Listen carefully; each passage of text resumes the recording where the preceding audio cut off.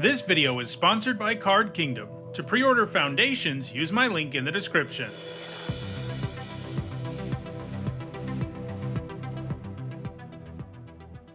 Hi everyone, I'm Hone, and in this video I'm continuing with my limited set review for Foundations. So far I've looked at all the multicolored, colorless, white, and blue cards, and in this video we're continuing with black. For each of these cards I'll discuss how I think they'll perform in limited, that means draft and sealed, and I'll punctuate each evaluation with a letter grade. If you're new to my set reviews and unsure of what my letter grades mean, you can find a guide in the description for this video.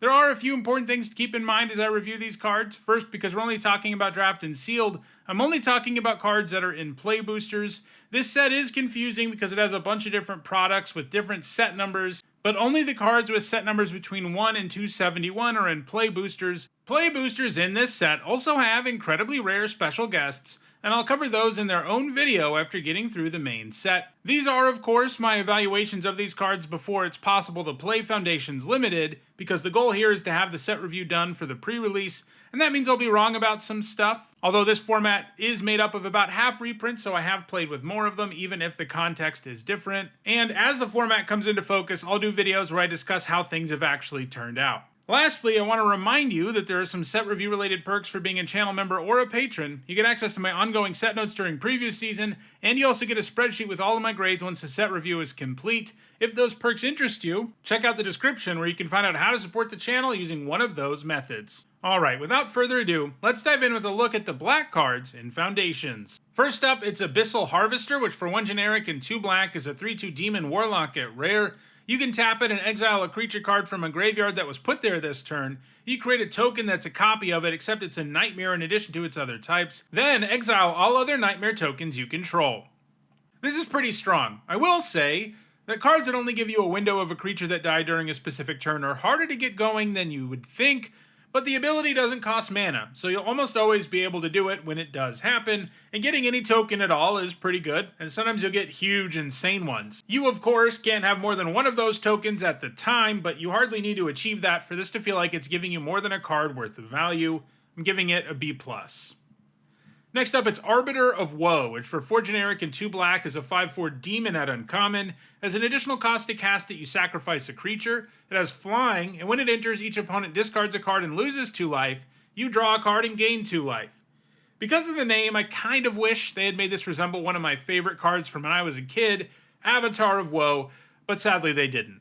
That said, it's still a pretty good card. It works out quite well with expendable creatures, which black has lots of, since you can give up something minor for a big effect, and there's a bit of reanimation in the set too, which lets you ignore that additional cost entirely, but even giving up a real creature usually means you're going to come out ahead with the Arbiter because of that enters trigger. I'm giving it a B-. Next up, it's Billowing Shriek Mass, which for 3 generic and a black is a 2/3 spirit at uncommon. It's got flying, and when it enters you mill 3 cards, and it has Threshold, which means something good happens if you have 7 or more cards in your graveyard. In this case, it gets +2/+1.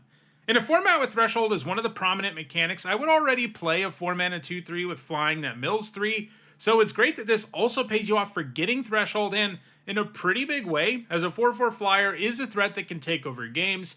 You definitely need to be in a Threshold deck for this to be at its best, since in that deck it is not only more likely to help your other cards with Threshold, it's also likely that this mill trigger gets you there right away. It feels like black decks are going to be graveyard based enough in this format that it doesn't really need a build around grade though. I'm giving it a C+.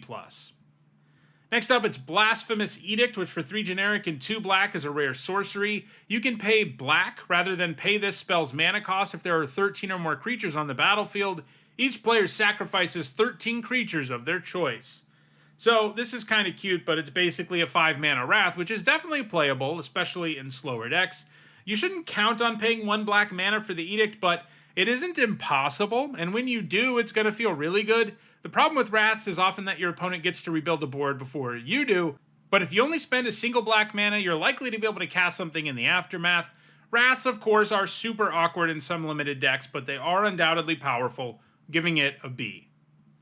Next up, it's Bloodthirsty Conqueror, which for 3 generic and 2 black is a 5/5 Vampire Knight at Mythic rare. It's got flying and Death Touch, and whenever an opponent loses life, you gain that much life. This has amazing stats, especially because it basically has like a pseudo lifelink effect to go along with flying and Death Touch, and it gives it to your whole board too. One way it's not quite as good as lifelink is you don't get to gain the life even when your creatures damage your opponent's creatures. You have to be making your opponent lose life, which damage to them will do, and the main way you're going to do that is by doing combat damage to them. But it's still going to end up gaining you life the turn you play it a decent chunk of the time, which will often turn the game around if you weren't already ahead. And then it's also huge and can easily take over games. Usually it's going to be able to attack and cause a life point swing of 10 every time it hits your opponent because of its ability. There's also an infinite combo in the set where you can combine this with a common we'll see later in the video, but it's also really good all on its own. It's definitely a bomb, giving it an A-. Next up, it's Crypt Feaster, which for 3 generic and a black is a 3/4 zombie. At common, it's got Menace, and Threshold, it gets +2/+0. A 4 mana 3/4 with Menace is sort of passable, and in the late game this will be a 5/4, but even if this was always a 4 mana 5/4 Menace, it would probably only be like a C+ at best. So the ceiling isn't that exciting, and the floor is a pretty big bummer, so I think it's a C-. Next up, it's Gutless Plunderer, which for 2 generic and a black is a 2/2 skeleton pirate at common with Death Touch, and it has Raid. That means if you attack this turn, something happens. It triggers when it enters, and you look at the top 3 cards of your library. You may put one of those back on top of your library and put the rest into your graveyard. This doesn't look very good to me. A 3 mana 2/2 with Death Touch is pretty mediocre. While having Death Touch does mean it trades for anything, once you're spending 3 mana on a creature, that upside is a lot less relevant, especially when the creature is inefficient to begin with. Then it has a Raid trigger that only triggers when it enters, so you have to get it into play in the right window. You're not always going to be able to do that when you have to play your 3-drop, and even when you do trigger it, it's not that good. It gives you some card selection, maybe helps you get Threshold, but that's just not enough. I don't see this making the cut very often, giving it a D. Next up, it's High Society Hunter, which for 3 generic and 2 black is a 5/3 vampire noble at rare. It's got flying, and when it attacks, you may sacrifice another creature. If you do, put a +1/+1 counter on this creature, and whenever another non-token creature dies, draw a card. A 5 mana 5/3 flyer is not a bad starting point, and giving up expendable creatures to grow the hunter and draw a card is powerful upside. It also triggers when you kill your opponent's creatures with removal. You are generally going to have to wait for a turn to really get going with High Society Hunter, and its relatively low toughness does make that a little less likely, but if you're allowed to untap with this and play, it will take over the game, giving it a B+. Next up, it's Hungry Ghoul, which for 1 generic and a black is a 2/2 zombie at common. You can pay 1 generic and sacrifice another creature and put a +1/+1 counter on it. This has a passable enough baseline, and if you've got some expendable creatures around, and we'll see some of those in black, it can grow on the cheap and do it at instant speed, which means even the threat of activation can allow this to get in for a hit, giving it a C. Next up, it's Infernal Vessel, which for 2 generic and a black is a 2/1 human cleric at uncommon. When it dies, if it wasn't a demon, return it to the battlefield under its owner's control with 2 +1/+1 counters on it. It's a demon in addition to its other types. This is a 2-for-1 most of the time. You can trade it for something small early and then get a 4/3 back. It's kind of like it has super undying or something, and that's really strong. It works well with sacrifice effects, but it'll be good in any deck, giving it a B. Next up, it's Infestation Sage, which for 1 black mana is a 1/1 elf warlock at common. When it dies, you create a 1/1 black and green insect creature token with flying. So this is a black version of Doomed Traveler, and that's a pretty nice card. After all, you get 2 bodies for only 1 mana, and one of them has flying. You may not get them at the same time, but you're still getting a good deal. This format has a less prevalent sacrifice theme than most do, but we have seen cards that do let you sacrifice stuff, and that makes a card like this even better. It's a nice 1-drop either way. I'm giving it a C+.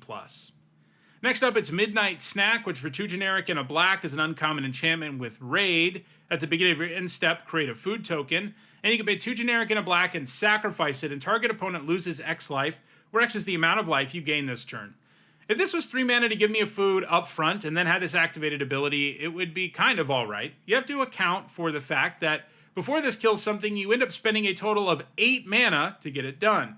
3 to cast the snack, 2 to sacrifice a food, and 3 to sacrifice the snack.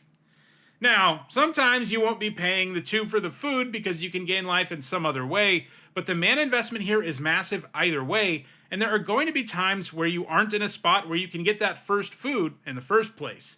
This seems too clunky to me for it to be a card that regularly makes your deck, and it doesn't help that it's kind of finicky too, giving it a D. Next up, it's 9 Lives Familiar, which for 1 generic and 2 black is a 1/1 rare cat. It enters with 8 revival counters on it if you cast it, and when it dies, if it had a revival counter on it, return it to the battlefield with 1 fewer revival counter on it at the beginning of the next end step. This is really cool flavor and design, and I think it's actually pretty good. I mean, 3 mana for a 1/1 is bad, but ultimately you pay 3 mana for a bunch of 1/1s, and it gets particularly interesting when combined with sacrifice effects. Just chumping with it's fine, but won't exactly feel insane either. All of that makes it a good place to put counters and stuff too, because that means it can actually start trading off for things and then come back. It won't have the counters obviously when it comes back, but the life it did already live ends up mattering even more when it can actually trade. I think this is a B.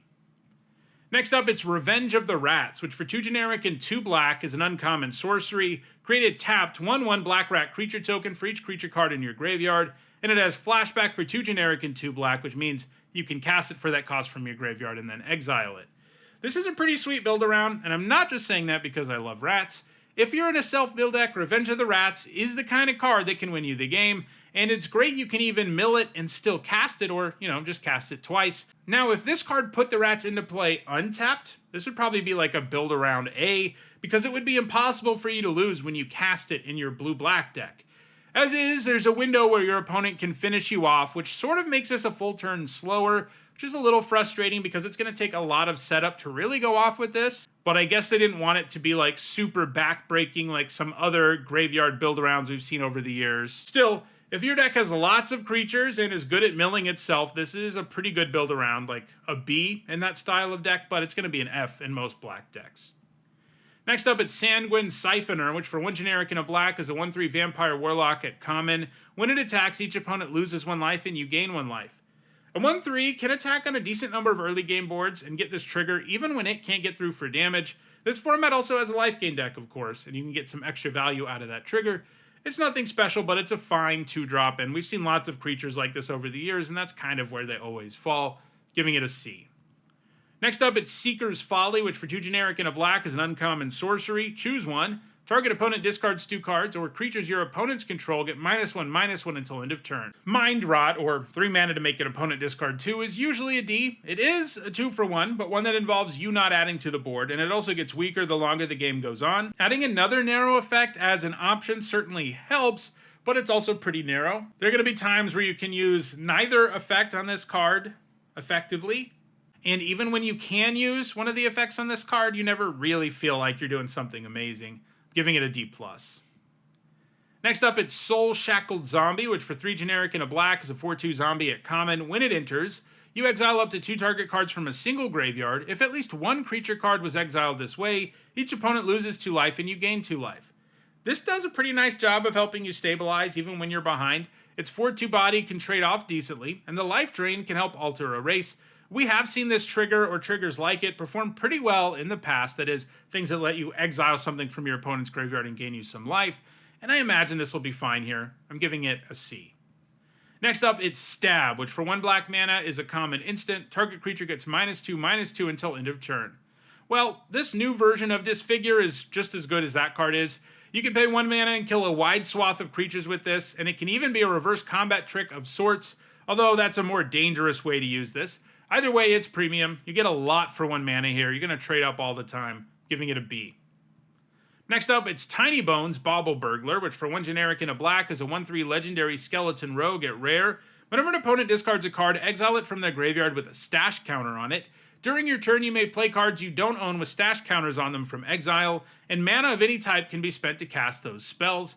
And you can pay 3 generic and a black and tap Tiny Bones, and each opponent discards a card. Activate only as a sorcery. This discard trigger is really strong, since it turns each discard into a legit 2-for-1, and Tiny Bones comes with discard built in, albeit for a clunky sorcery speed 4 mana. Still, I've got to imagine that most of the time when you have 4 mana available, your opponent has at least 1 card in hand and you're not under a ton of pressure, using Tiny Bones' ability is what you're going to want to do. That said, your opponent does choose to discard and can give you lands when they aren't what you need, or cards you can't cast for a very long time, and there will be times where they have no cards late in the game too. We have seen that there's other discard in the format, and stuff like the 2 mana Rat is going to be especially good alongside Tiny Bones, but it does look difficult to me to really build a discard deck around him, and he's fragile enough that that seems like a dangerous proposition anyway, so overall I think he's probably just a C. Next up, it's Tragic Banshee, which for 4 generic and a black is an uncommon creature, spirit. It's a 5/3, it has Morbid. When it enters, target creature an opponent controls gets -1/-1 until end of turn, and if a creature died this turn, that creature gets -13/-13 instead. A 5-mana 5/3 that gives -1/-1 to something when it enters is not a great card, but it's not entirely unplayable either, and sometimes this will be able to kill anything. I do want to note, and I always feel the need to, because it's easy to overrate this, but Morbid is surprisingly hard to trigger at will, as we've seen in past limited formats. So I do think that holds this back some. Obviously, if it always did the -13/13 thing on ETB, it would be an A. Only doing it when you get Morbid going probably drops it all the way to a B-. Next up, it's Vampire Gourmand, which for 1 generic and a black is a 2/2 vampire and uncommon. When it attacks, you can sacrifice another creature. If you do, draw a card, and this creature can't be blocked this turn. This is a nice attack trigger. You want to always have something to sacrifice, but there are expendable creatures, as we've seen, and giving one up to get another card and get in for 2 with the Gourmet seems really good, and the baseline is passable. I'm giving this a B-. Next up, it's Vampire Soulcaller, which for 4 generic and a black is a 3/2 vampire warlock at common with flying. It can't block. When it enters, return target creature card from your graveyard to your hand. Man, the fact that this can't block is going to be devastating for you sometimes. Paying 5 to add a body to the board that is irrelevant until your next turn is a good way to get run over, and it's not like the stat line is great. It can generate a 2-for-1, of course, but the fact it can't trade as a blocker really subtracts from how much value you can get out of that and how consistently you can actually get a 2-for-1. I usually love Gravedigger-like creatures, but I'd much rather just have straight-up Gravedigger than this card. I'm giving it a C-. Next up, it's Vengeful Blood Witch, which for 1 generic and a black is a 1/1 vampire warlock at uncommon. When this creature or another creature you control dies, target opponent loses 1 life and you gain 1 life. This effect tends to play pretty well when it's on a creature, and at worst you're paying 2 mana for a 1/1 that drains a life when it dies. That's not a card you'd play, of course, but this extends that trigger to all of your creatures, which is particularly potent if you've got tokens and some sacrifice effects. This would be better in a format where there was a dedicated sacrifice deck. There are some traces of that in black, as we've seen in this video, but there's not like a black-red sacrifice deck in the format. So this is an understated creature that requires some setup that isn't inherently available in like every black color pair, or any black color pair, so I'm giving it a C.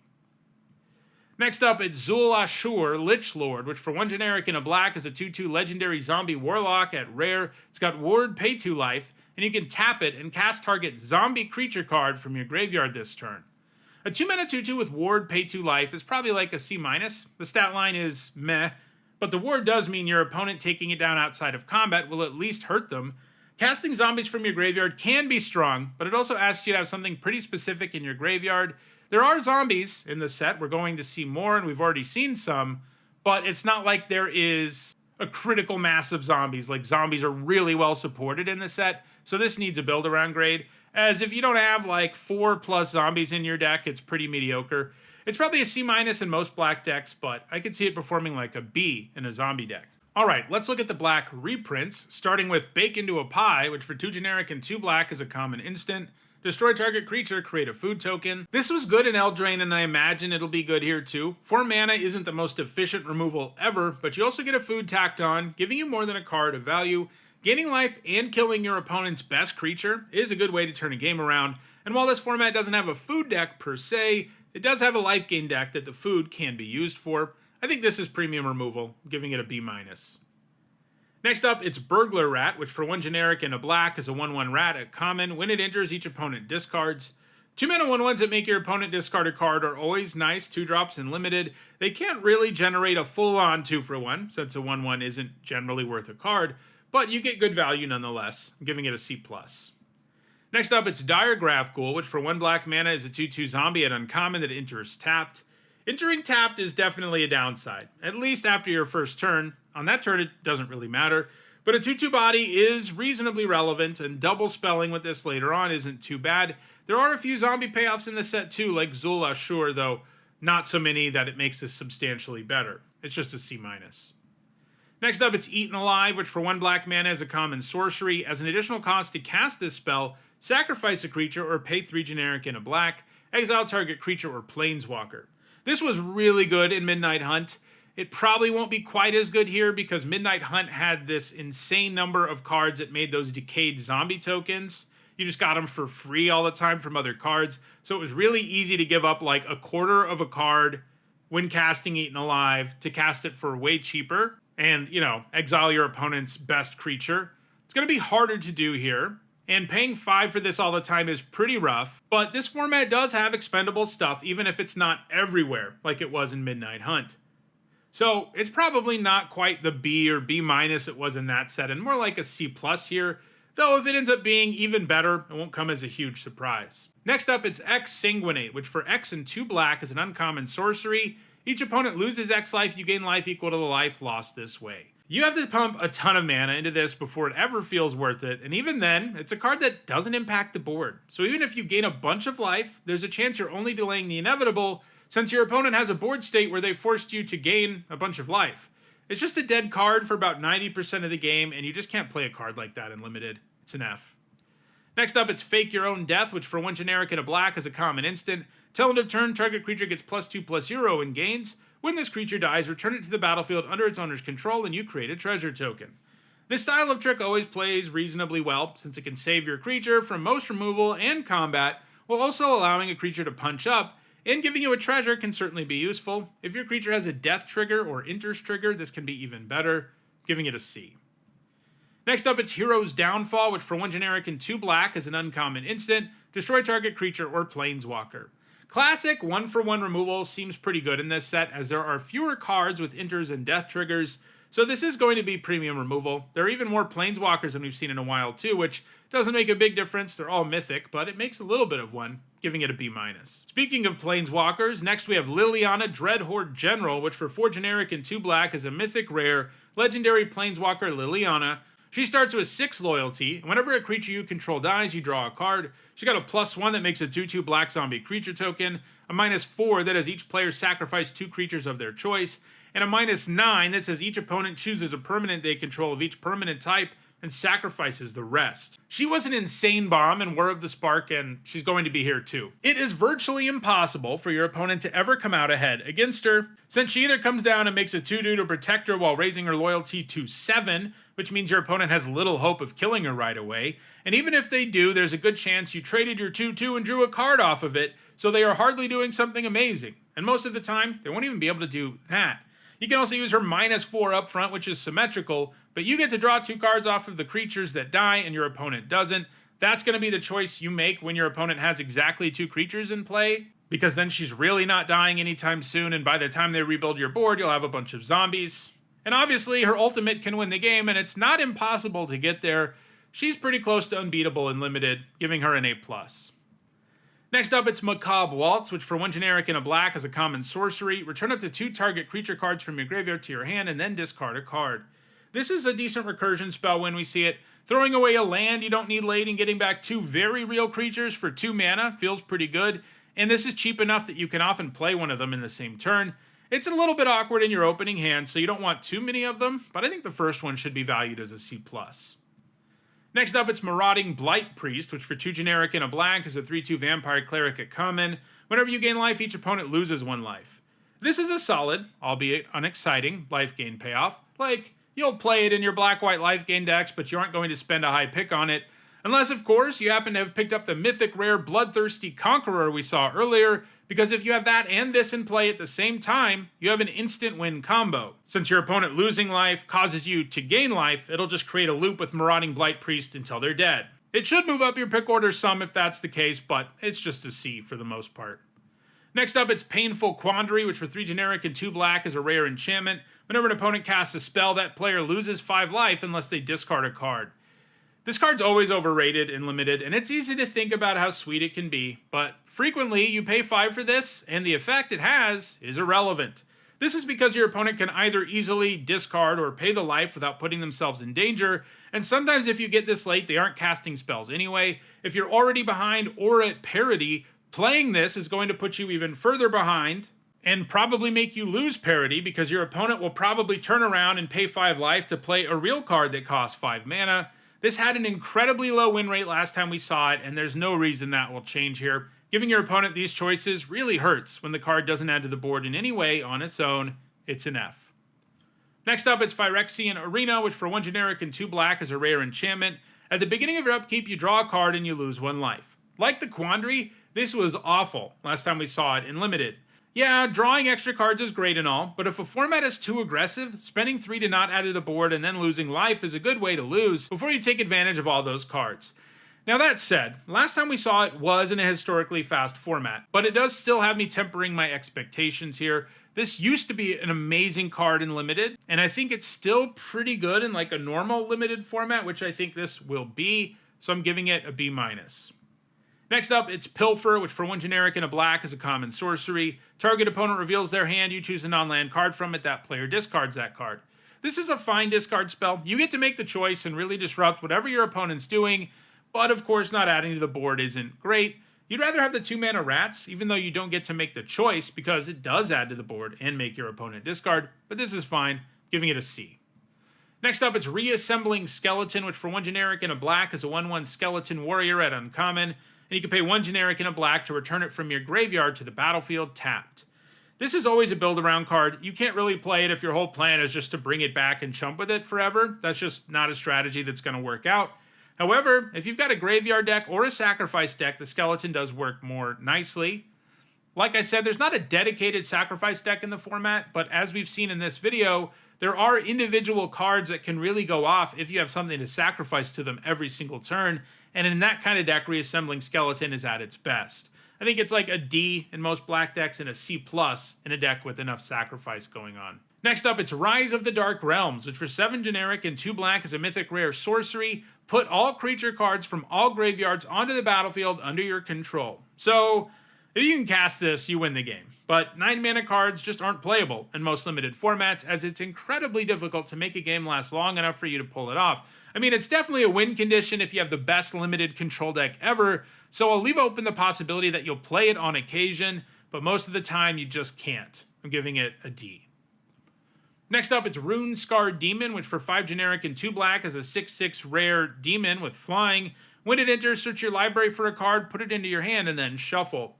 Adding a must-kill flyer to the board while also drawing the next best card in your deck is a powerful thing. Even if they kill the demon, you get a 2-for-1, and while that tempo will hurt sometimes on a 7 mana card, usually the card you tutored up makes up for it. It's a bomb, giving it an A-.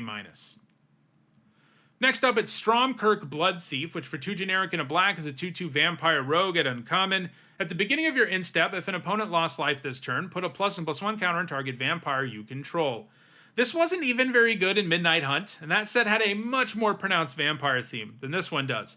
Starting out with the bad stats is tough, even if it can put the counter on itself, but you'd be surprised how often you just can't trigger this when you need to. I'm giving it a C-.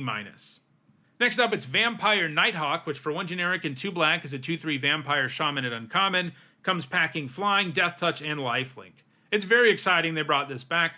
While it's not quite as insane as it was in original Zendikar, where it was arguably the strongest card in the set for Limited, it's still really, really good. If you're ahead or at parity, it can go after your opponent and really make the race go in your favor, and even if you're behind, trading it off and gaining some life feels pretty good. These keywords just go really well together. It's good at pressuring your opponent, it's good at defending you, it can really stabilize you in a lot of different situations, giving it a B+. And our last card is Zombify, which for 3 generic and a black is an uncommon sorcery. Return target creature card from your graveyard to the battlefield. It's nice that they reprinted this. They usually only like giving us 5 mana reanimation spells these days, and paying 4 does make it easier for you to reanimate something that's worthwhile. But this kind of card is still almost never great in Limited. This is because it needs real setup, and there are still times when you have to bring back a 3-drop or something out of desperation, and that's brutal, and sometimes it's just a dead card. There are a few sweet reanimation targets in the set, like the Arbiter of Woe, but I think this is still just a C. So those are all the black cards in Foundations. I'll talk about all the red cards next time. If you enjoyed this video, please like it and share it so that others can enjoy it too. If you want to make sure you catch future videos, don't forget to subscribe and turn on notifications. And if you want to catch up on past videos, including the rest of this set review, you should see a playlist on your screen shortly. Thanks for watching.